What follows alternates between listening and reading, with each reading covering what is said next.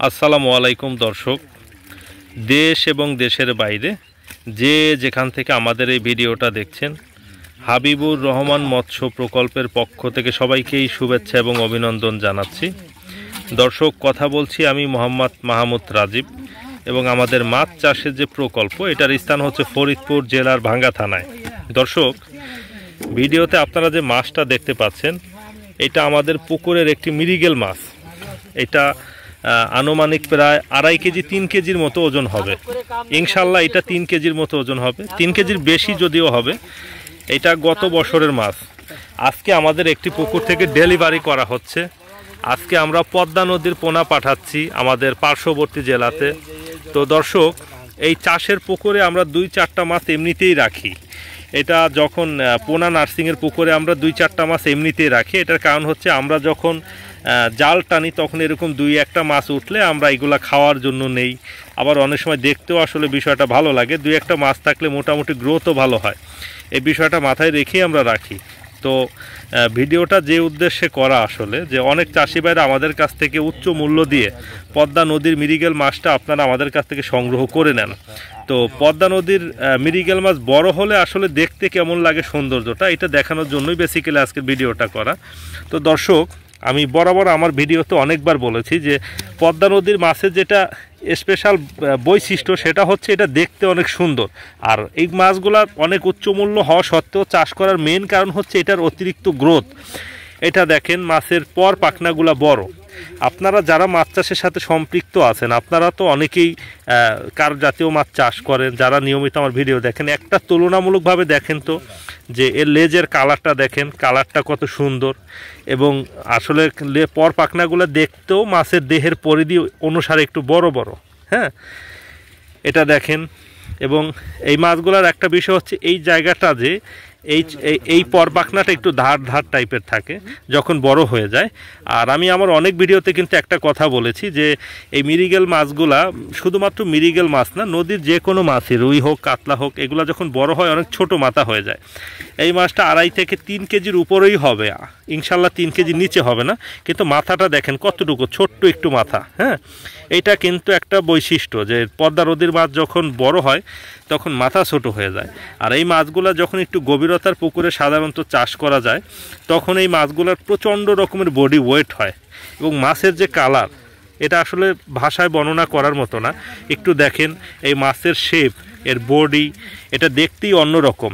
সাধারণত হ্যাচারির মাছ যেগুলা যে 3 কেজি ওজন হইলে ওইগুলা যে বিষয়টা ঘটে যে একদম গোল গোল হয়ে যায়, এটা যদি নদীর মাছ না হয়ে হ্যাচারির মাছ হতো, দেখেন এই জায়গাটা একদম পেটটা আরও ছড়ানো থাকতো। হ্যাঁ, পেটের অংশটা ছড়ানো থাকতো এবং সৌন্দর্যটা কিন্তু অতটা বেশি হতো না, অত সুন্দর থাকতো না, গোলগাল টাইপের হয়ে যেত।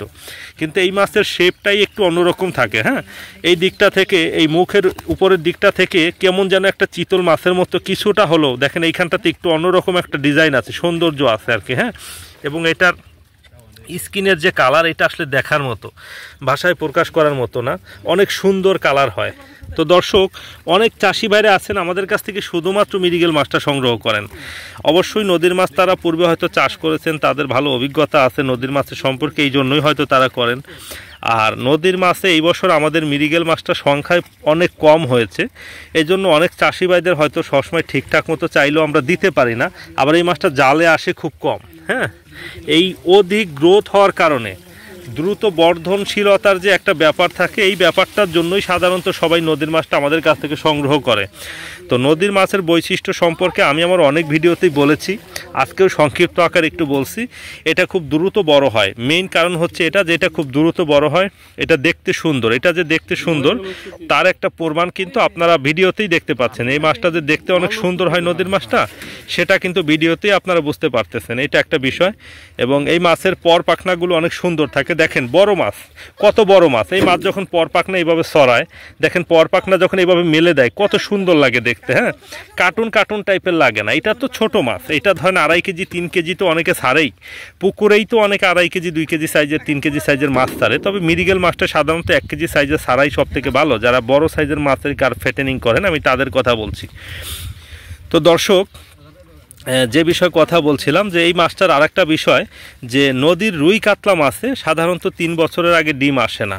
কিছু কিছু ক্ষেত্রে অল্প পার্সেন্টেজ বা অল্প সংখ্যক মাছের আসতে পারে, তবে হিউজ পরিমাণ মাছে আর কি হবে না কখনোই। 3 বছর পরে ডিম হবে। মিরিগেল মাছে কোনো কোনো ক্ষেত্রে আসে, হ্যাঁ, 3য় বছর 2য় বছর হতে পারে। এটা স্পেসিফিকভাবে আসলে ওরকম কোনো কারণও আমি খুঁজে পাই না। মিরিগেল কালীবাউসে হয়, তবে রুই কাতলা মাছে 3 বছর পরেই আল্লাহর রহমতে ডিম হয়। আমার চাষে এখনও 3 বছরের আগে কখনো ডিম হয়নি রুই কাতলা মাছে। তো দর্শক এবং সম্মানিত চাষি ভাইরা, যারা পদ্মা নদীর পোনাটা আমাদের কাছ থেকে সংগ্রহ করতে আগ্রহী, আপনারা চাইলে আমাদের স্ক্রিনে যে নাম্বার দেখতে পাচ্ছেন এই নাম্বারে যোগাযোগ করে আমাদের কাছ থেকে আপনারা পদ্মা নদীর পোনাটা সংগ্রহ করতে পারবেন ইনশাআল্লাহ।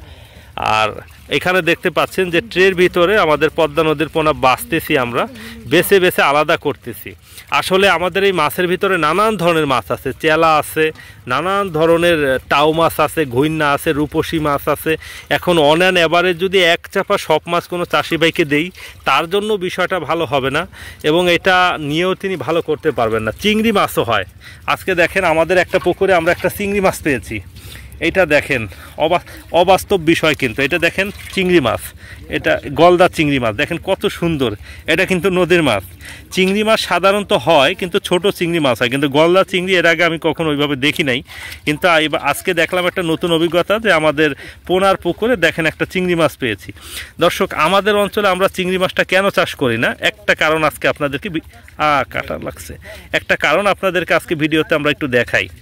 দেখেন এই মাছটার ভিতরে দেখেন ময়লা ময়লা মনে হচ্ছে, দেখতে পাচ্ছেন, মানে যেটাকে আমরা বলি পেরিফাইটন বা শীতলা বলি।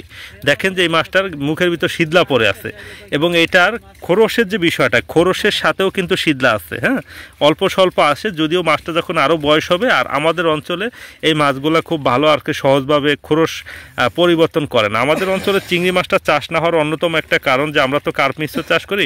কার্প মিশ্র চাষের পুকুরে আমাদের প্রাকৃতিক খাবারের ডোজ দিতে হয়। প্রচুর খাবার দিলে অ্যামোনিয়া হতে পারে এবং অ্যামোনিয়া হলে চিংড়ি মাছ কিন্তু সাধারণত বাঁচে না। তো দর্শক এবং সম্মানিত চাষি ভাইরা, সবার সুস্বাস্থ্য এবং দীর্ঘায়ু কামনা করছি। সবাই ভালো থাকবেন, সুস্থ থাকবেন, আমাদের জন্য দোয়া করবেন। যারা ফেসবুক থেকে আমাদের ভিডিওটা দেখতেছেন, আমাদের ফেসবুক পেজটাকে আপনারা ফলো করে আমাদের সাথেই থাকবেন এবং ইউটিউব থেকে যারা আমাদের ভিডিওটা দেখতেছেন, আমাদের ইউটিউব চ্যানেলটাকে সাবস্ক্রাইব করে আমাদের সাথেই থাকবেন। দর্শক, এই মিরিগেল মাছটা আজকে আমরা বাসায় খাওয়ার জন্য নিয়ে যাচ্ছি এখান থেকে, হ্যাঁ, মিরিগেল মাছটা বাসায় নিয়ে যাওয়া হচ্ছে খাওয়ার জন্য। এই পুকুরে আমাদের 2-1টা রুই মাছ আছে বড়, 2-1টা কাতলা মাছ আছে বড়। আসলে এই যে আমরা যখন একবারে খৈল দিয়ে মাছ ভাসিয়ে নিয়ে যাই না, তখন 2-4টা রেখে গেলে এরকম থাকলেই বড় হয়ে যায়। এই মাছটার যদি বয়সের বিষয় আমি বলি, যে এই পুকুর যখন 4 মাস আগে একবারে ক্লিয়ার করে ফেলেছিলাম, তখন এই মাছটা সর্বোচ্চ যদি ওজন থাকে তাহলে হয়তো 700-800 গ্রাম বা এরকমই ছিল, হয়তো 700-800 গ্রামের মতোই হয়তো ছিল। সেখান থেকে দেখেন 2.5 কেজি 3 কেজি ওজন হয়েছে। আল্লাহর রহমতে প্রায় 3 কেজি ওজনই হবে ইনশাআল্লাহ। 3 কেজির বেশি ছাড়া কম হবে না। অনেক ভালো ওজন হয়েছে মাছটা।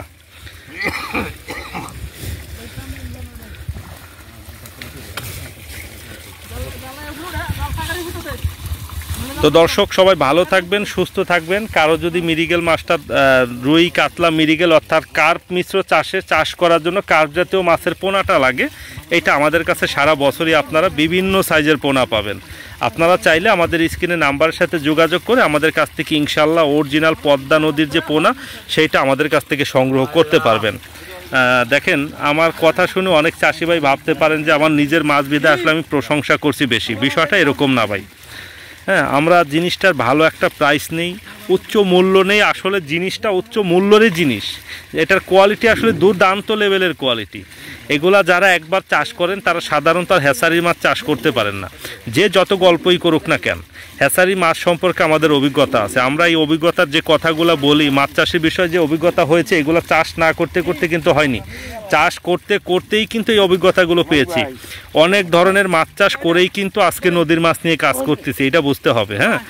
তো দর্শক, এই রকম একটা 3 কেজি সাইজের মাছ উৎপাদন করতে গেলে, এরকম 3 কেজি সাইজের একটা মাছ যদি আমরা বলি যে আমরা উৎপাদন করবো হ্যাচারি মাছ দিয়ে, 2 বছরের আগে সম্ভব না। কিন্তু আল্লাহর রহমতে হাফ কেজি সাইজের মাছ ছাড়বেন ইনশাল্লাহ 6 মাসের মধ্যে এরকম 2.5 কেজি 3 কেজি সাইজের মাছ হয়ে যাবে। এবং এই রকম সুন্দর দেখতে যে কোনো অঞ্চলে এরকম দেখতে সুন্দর মাছের অবশ্যই ভালো উচ্চ বাজার মূল্য আছে ইনশাআল্লাহ। যাই হোক দর্শক, সবাই ভালো থাকেন, সুস্থ থাকেন, সবার সুস্বাস্থ্য এবং দীর্ঘায়ু কামনা করে আমাদের আজকের ভিডিওটা আমরা এখানে শেষ করতেছি। আসসালামু আলাইকুম।